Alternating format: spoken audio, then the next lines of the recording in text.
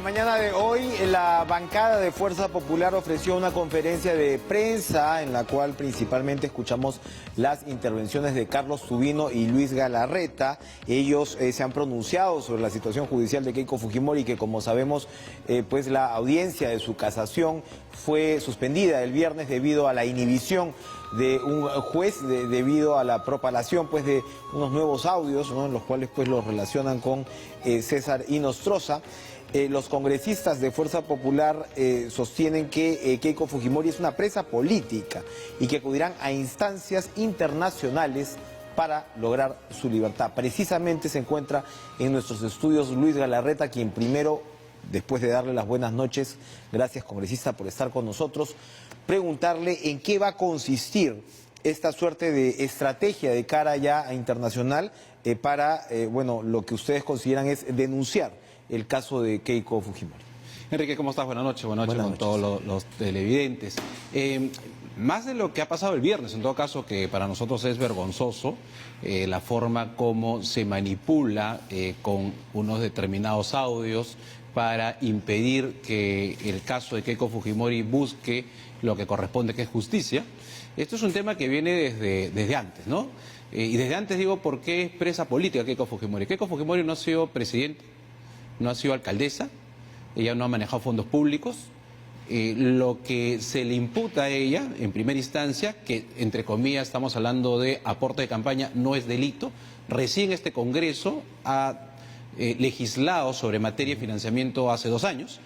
Entonces, ¿qué se está señalando? Keiko Fujimori, no hay una sola persona que haya mostrado una prueba, no hay ninguna imputación directa, salvo un testigo o un colaborador eficaz que le llaman, cuya versión no ha sido corroborada. Entonces es importante que los peruanos sepan, mientras la gente del norte está desesperada por la reconstrucción, digamos la gente del sur está en otros problemas más bien de friaje, y nosotros estamos en el Congreso, claro, debatiendo una reforma política que resulta interesante, pero que el tema de la seguridad y otros temas de fondo no lo debatimos. Sin embargo, a partir de eso se viene encaminando una situación absolutamente ilegal, anormal en el Perú, desde octubre del 2018, que la toma a Keiko como rey y como presa política. La señora Villarán, que es evidente digamos, de los peajes y digamos, la corrupción que ha habido en los peajes, y su entorno ha sido, digamos, de una manera les han pedido impedimento. El señor Castro está preso, ¿no? Su gerente está preso. En lo mínimo, ¿no? Porque incluso eso no tiene ni 2 meses, creo, menos de 1 mes y medio. Que le sorprendía a presidente de Comisión de Relaciones Exteriores de otros países cuando decían, ¿por qué solamente Keiko Fujimori está presa sin haber sido gobierno? Entonces, desde ahí viene una secuencia de violación a derechos que mucha gente se está preguntando, ¿y por qué Keiko Fujimori está presa? Ahora, un paréntesis ahí. La propia Keiko Fujimori, digamos, dio una opinión favorable en el momento que Ollantumal y Nadine Heredia fueron también detenidos en una figura similar, ¿no? En el caso del señor Humala y la señora Heredia, que sí han sido gobierno y han manejado fondos públicos, más allá de quienes hayan dado, no es mi caso, yo no he dado una opinión al respecto, más allá creo que señalé que la justicia tiene que obviamente respetarse y tomar los acuerdos, son personas que han manejado fondos públicos, como el caso de la señora Villarán. Es decir, los casos de los que han sido funcionarios, que no es el caso de Keiko, que no ha manejado un centavo, y no hay una sola persona que las indique a Keiko como que ella tiene algún tema relacionado a lo que le están acusando, y lo que le acusa no es delito, porque financiamiento no es delito.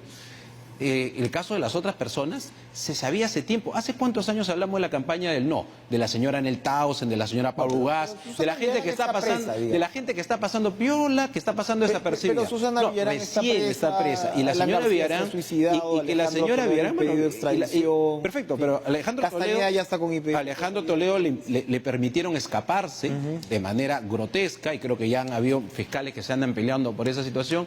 Y entonces, cuando se va a revisar el caso de Keiko Fujimori, porque obviamente se ha apelado a la casación, ¿qué se va a ver? Cómo se ha manejado el procedimiento. Y una de las cosas que se observa es que la defensa ni siquiera ha tenido derecho a observar, a mirar y escuchar qué es lo que decía el colaborador eficaz. Y allí me va de ahí permitir insistir en que nos cuenten qué va a consistir la estrategia de defensa hacia afuera. Pero, y allí llama la atención que en el pedido de casación finalmente no se esté cuestionando el fondo de la materia al que usted alude, no que es el tema de la legalidad o no de los aportes de campaña relacionados tal como la Fiscalía lo está planteando.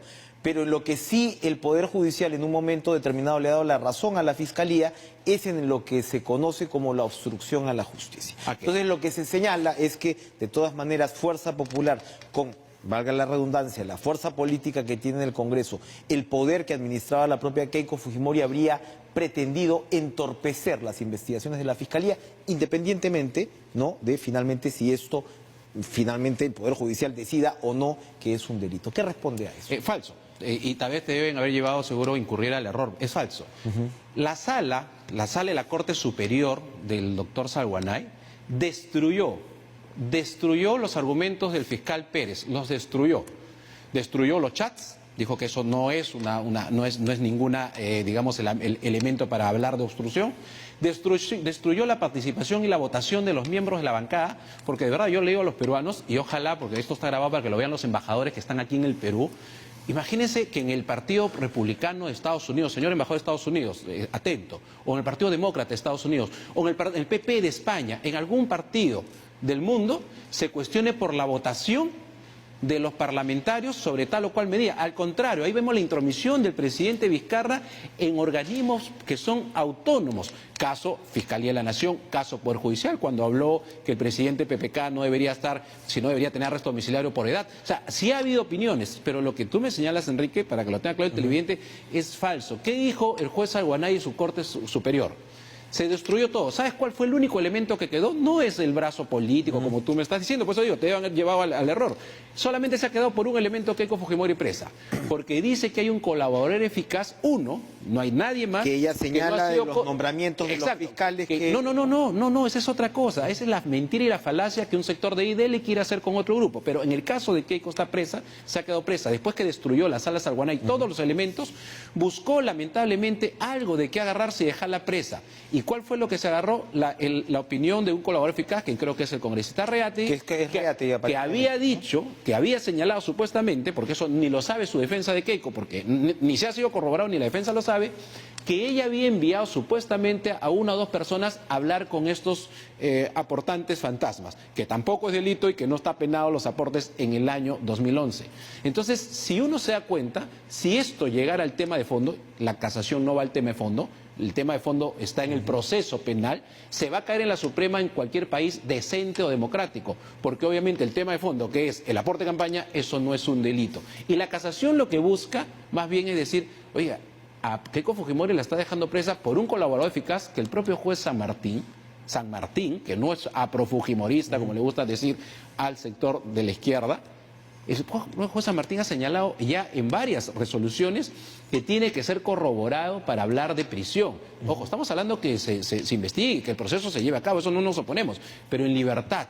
¿Quién más ha hablado, perdóname, Enrique, sobre la previsión preventiva? No corresponde, el tribunal. Entonces, el Tribunal Constitucional, la Sala Suprema, que va a estar en una casación pronto, una sala plena de casación, ya han señalado cuáles son los elementos. Entonces, un sector que quiere ver a Keiko presa porque no le conviene que Keiko esté en libertad. O sea, en el Perú la líder de oposición está presa, ¿no es cierto? El otro expresidente que también era de oposición se tuvo que suicidar por la presión mediática o por las cosas que habían. En ese momento no había una sola prueba. Y para cuando se va a ver el tema de casación, Enrique, que va a ver el tema de la forma del procedimiento, salen unos audios que no tienen absolutamente relación con el caso de Keiko Fujimori. Y entonces, ¿qué están buscando? Que no se ve el tema de fondo porque saben que en el tema de fondo eso no va a caminar. Ahora, pero hay otros elementos, pues, porque en el caso de... Pero estamos claros que la obstrucción de la justicia, según solamente es porque había dicho este colaborador eficaz. No, y ahora, luego la Fiscalía va a insistir, por ejemplo, con el caso del señor Ponce de León, ¿no? Que incluso lo señalan que usted lo contrató. No, yo no lo contraté. ¿No? Eso Mi decía... mesa, Bien. 3 bancadas de mi mesa, hicimos un nombramiento de 10 personas absolutamente legal, pero eso no tiene nada que ver. Me refiero a los argumentos No, que... lo que pasa es que se va construyendo falacias y mentiras, pero quedó claro que está, lo que quiero, Enrique, es que quede claro, porque tú has dicho una situación, Keiko está presa o continúa presa porque la sala que apelamos la ha dejado presa por un solo elemento. En el caso de Ponce de León, por ejemplo... Pero Ponce de León no tiene nada que ver. Normal que un empleado del Congreso, evidentemente pues fujimorista, pero empleado del Congreso, se traslade hasta el oriente del país para averiguar precisamente sobre la supuesta relación entre un fiscal y el colaborador presunto al que usted está aludiendo. Eso no es también el ejercicio de, o el mal ejercicio de un poder político en medio de una investigación fiscal. ¿Pero qué poder político tiene el señor Ponce? No tiene ningún poder político. Es más, creo que le ha señalado que que ha sido un interés de él. Pero el día que yo me he enterado, yo recién me he enterado de esa supuesta vinculación, a mí sí me llama la atención, a mí sí me gustaría, ojalá que no sé, voy a ver si le pido a un primo, un amigo que vaya a viajar y pregunte si hay familiaridad entre Rolando Reati con él. A mí me parecería, por lo menos para saber, con el señor Vela, me parece interesante con este señor, pero ¿qué tiene que ver eso con el proceso de Keiko Fujimori con la casación? Yo te voy a responder qué tiene que ver. Construyen estos elementos con un sector de la prensa, que obviamente tiene publicidad del gobierno, para hacerle ver a la ciudadanía y mostrar un ambiente, sí, mira, esto es un elemento de obstaculización. ¿Cómo es el elemento de... Ahora, ¿qué obstaculiza, dices tú, ese señor Ponce en averiguar si es primo o no? Más allá de chimoso, ¿no? Siendo que toda... A ver, estamos hablando precisamente, y usted lo ha recorrido, o sea, prácticamente toda la clase política, digamos, de primer nivel de los últimos años está en problemas judiciales. No están presos.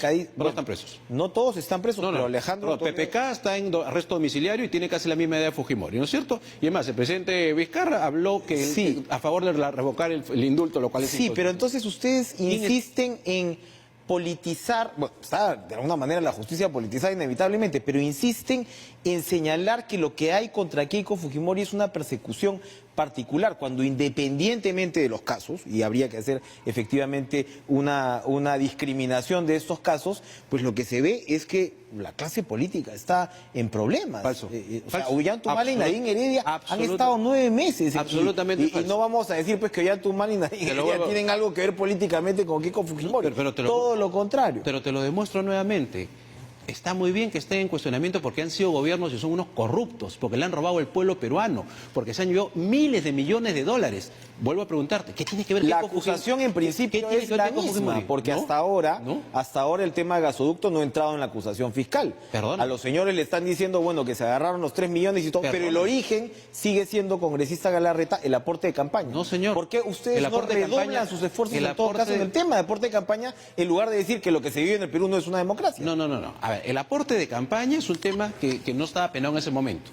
Estos señores van a tener que rendir cuentas que cuando siendo gobierno, quien le aportó la campaña, le han dado contratos obviamente nocivos contra los peruanos, absolutamente nocivos. Y en el norte Odebrecht sigue trabajando, ¿no es cierto? Entonces, peor todavía porque saludo al presidente Duque, que le ha dicho al presidente Vizcarra que no se trabaja con empresas corruptas como lo está haciendo acá el gobierno, y los fiscales que han firmado un convenio absolutamente nocivo para el Perú. Lo único que queda es Chavimochica ahí, ojo, que es un contrato pendiente, no hay más que es un contrato pendiente. Así sea una casita de 60 centímetros cuadrados, pero no es lo que ha quedado claro, por lo menos que el presidente Duque lo tiene más claro que se hace con corrupto. Pero no es igual, pues, Enrique, porque Keiko Fujimori, te repito, no tiene nada que ver. Y ahí volvemos a la presión que hacen sobre un juez Figueroa, sobre ahora el otro juez Castañeda. Por eso digo, ¿qué quieren? Un juez que diga no a Keiko. Esos son los que le gusta, porque el ministro de Justicia, intrometiéndose de manera abierta, descarada, en un poder del Estado, ha dicho, saludo que el señor Figueroa se haya inhibido. Me parece un gesto que...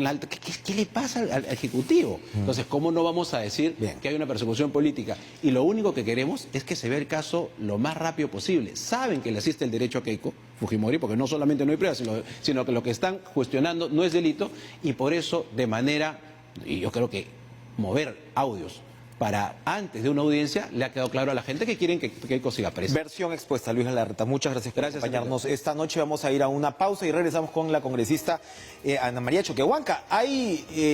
Bueno, parece que hay alguna luz al final del túnel con tía María. ¿Eso es verdad? Vamos a conversarlo después de la pausa.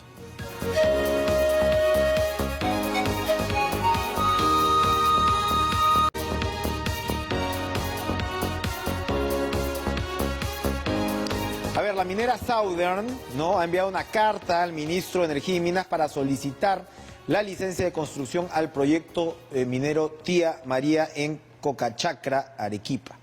A través de su presidente ejecutivo, que es Óscar González Rocha, que acaba de estar en la cumbre empresarial de Alianza del Pacífico, se ha comprometido a no empezar con la construcción hasta que se constituyan las mesas de diálogo junto al Ejecutivo para brindar garantías a la población del Valle del Tambo, ¿no? Aquí la empresa lamenta, además, en esta carta, ¿no?, cualquier situación que en años pasados pudiera haber generado malestar en la población. Por ello se compromete a generar un clima social positivo en el Valle del Tambo y en la provincia de Islay. Se encuentra con nosotros la congresista Ana María Choquehuanca, arequipeñísima, ¿no?, además, por más señas, para precisamente comenzar a conversar sobre este tema. Esto es prácticamente un paso previo a lo que sería la luz verde por parte del Ejecutivo, porque el estudio de impacto ambiental vencía en agosto, ¿no? Que ya evidentemente complicaba mucho la situación. Entonces acá se concreta lo que había trascendido en los últimos días, que el gobierno le dijo: yo te doy la luz verde, pero tú te comprometes a no iniciar como tal el proyecto hasta conseguir la licencia social. ¿Qué efecto puede tener, congresista, esta decisión y cómo trabajar de aquí en adelante? A ver, buenas noches. Buenas noches. Muchas gracias por la invitación. Bueno, sí creo que es necesario poder compartir algunos comentarios acerca de las decisiones que se han tomado a nivel de gobierno. Creo que la firma de ley que ya es una decisión de gobierno, pero con este compromiso que acabas de mencionar, es muy importante. Bueno, en primer lugar teníamos el plazo, que está por vencer. Entonces, ley A, el estudio de impacto ambiental, tiene este vencimiento y se va a aprobar, ¿no? Pero por otro lado también tenemos la construcción de los espacios de diálogo. Es cierto, la mina, la Sauder, lamenta lo ocurrido. Yo lo lamento más porque han habido vidas que se han perdido. Lamento más que, por ejemplo, se haya puesto en tela de juicio su participación dentro del beneficio que pudiera haber podido lograr. Cuando los dirigentes terminan donde están, terminan acusados, terminan en un penal por el tema de las lentejas. Entonces, aquí ha habido un involucramiento, no lo sé, pero me parece que la estrategia estuvo mal aplicada. Por eso la reacción también de la población. Y perdón, más recientemente incluso aludir a la cuna de Abimael Guzmán, ¿no? ¿No? O sea, realmente una estrategia de relaciones públicas que ha tenido... Yo diría que pésima. ¿Por qué? Porque, en primer lugar, el convencimiento que debemos tener todos los peruanos es de que las inversiones no son malas.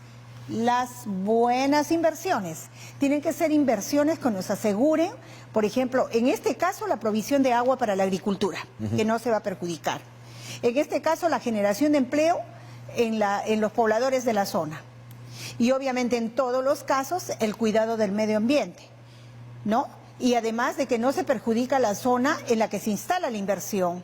Y yo siempre repito algo que a mí me quedó grabado en un foro internacional, y era, por ejemplo, en el caso de India, que nosotros lo teníamos con una pobreza extrema, que lo teníamos en el concepto que nosotros teníamos acerca de la India cuando su primer ministro decía alfombra roja para las inversiones, porque esto genera una cadena de valor bastante vasta para todos. ¿Cómo va a reaccionar la población? Que claro, hay una organización diversa, variopinta, pero el propio gobernador regional de Arequipa ha sido muy provocador, ¿no?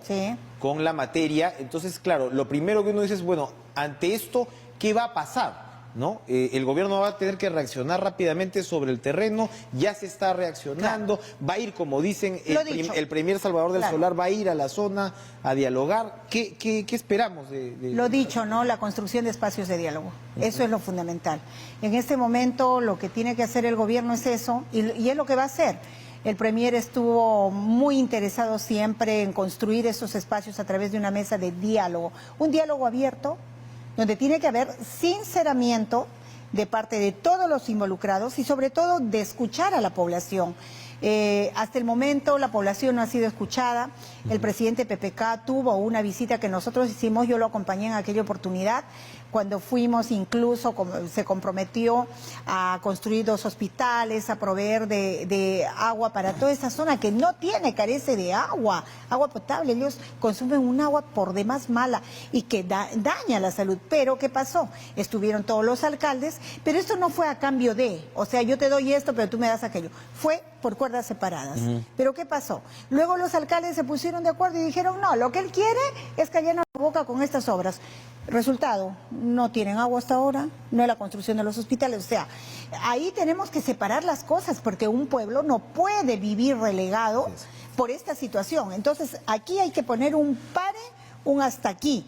Y ese pare lo va a tener que poner el Premier. Y lo va a hacer definitivamente porque la construcción de un diálogo sincero es algo que tiene que ver con la voluntad política también. Y esa voluntad política se va a poner de manifiesto en la construcción de este diálogo. Pasando a otro pare para los minutos que nos quedan, el presidente le va a poner el pare a tal como se está aprobando la reforma política hoy.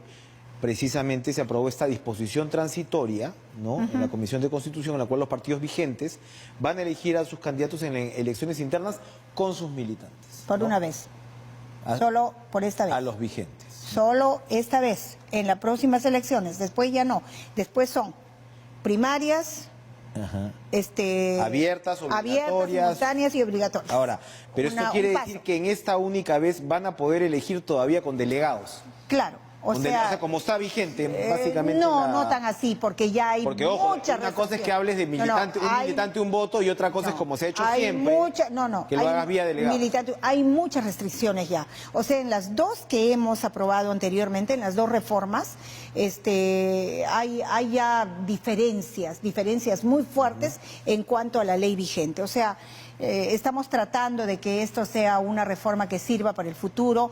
La discusión hoy día ha sido en la mañana, en la tarde, ha sido bastante vasta también como para poder conocer los puntos de vista de los diferentes congresistas, de acuerdo al partido político donde pertenecen, de acuerdo a las bancadas donde están inscritos. Entonces, creo que es muy importante tomar en cuenta los aportes que nosotros estamos generando. Ahora, esto todavía está para una discusión final en el Pleno, ¿no? Bien. El día que se apruebe. Vamos a ir a una pausa y regresamos con la congresista Choquehuanca, ¿verdad? Vamos a ir a una pausa y regresamos con Ana María Choquehuanca. No se muevan.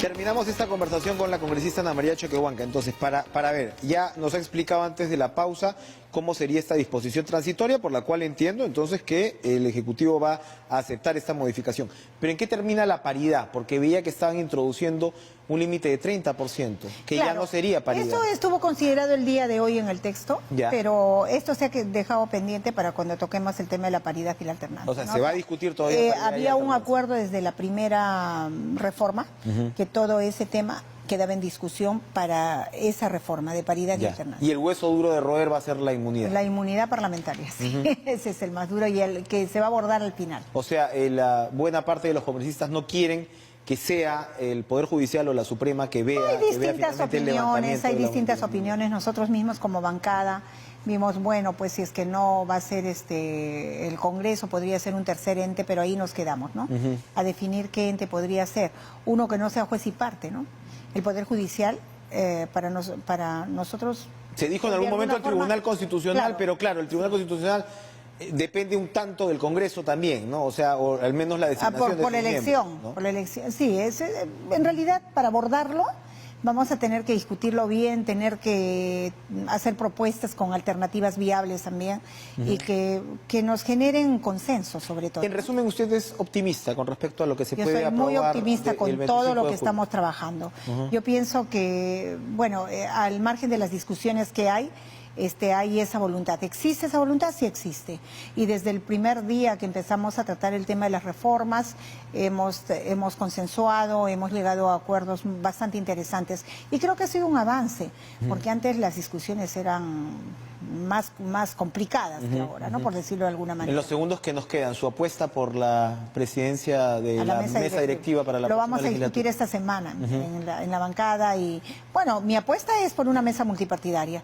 A mí siempre me hubiera gustado ¿Con presencia del fujimorismo o sin presencia del fujimorismo? Dependiendo de la concesión que hagan ellos también, porque ellos podrían querer mantener y estarían en su derecho por la proporcionalidad, pero definitivamente yo pienso que no deberían hacerlo, que deberían ceder la presidencia. La presidencia, pero con la posibilidad de sentarse a negociar. Con la posibilidad de sentarse con ellos o no, dependiendo de cómo se den las cosas.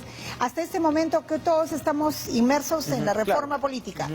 No se ha tratado este tema, pero bueno, ya es tiempo también de tratarlo, falta poco tiempo, ¿no? El Congreso es cada día con su afán, como dice. Cada día con su afán. Bueno, a veces el afán que nos ponen también, ¿no? Así es. Los titulares nos ponen muchos afanes. Muchas gracias, Ana María. No, gracias a usted. Por acompañarnos esta noche. Me despido. Sigan ustedes en la programación de TV Perú. Lucho Trizano trae más detalles de lo que fue la jornada Coopera anoche o ayer en Brasil y nos reencontramos mañana con más Cara a Cara. Buenas noches.